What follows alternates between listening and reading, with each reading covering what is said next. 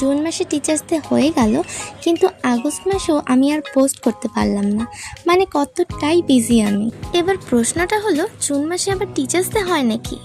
সে তো হয় না, কিন্তু এক ধরনের বাধ্য হয়েই সেপ্টেম্বরের পরিবর্তে জুন মাসে পালন করতে হয়েছে। এবং এর মূল কারণ হলো বর্তমানে উচ্চ মাধ্যমিক পরীক্ষাটিকে সেমিস্টার করা হয়েছে, যার ফলে এক্সাম ও টিচার্স ডে দুটোই সেপ্টেম্বর মাসে পড়েছে। আর এক্সামের সময় তো এসব অনেক চাপ হয়ে যাবে, তাই আমরা সকলে মিলে এক সিদ্ধান্তে পৌঁছে এই অনুষ্ঠানটিকে জুন মাসে করি।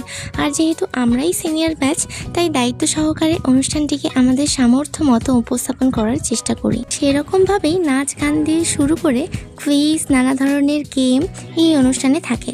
আর খাওয়া দাওয়ার মেনুর কথা বললে সেখানে থাকে খিচুড়ি আর ডিম।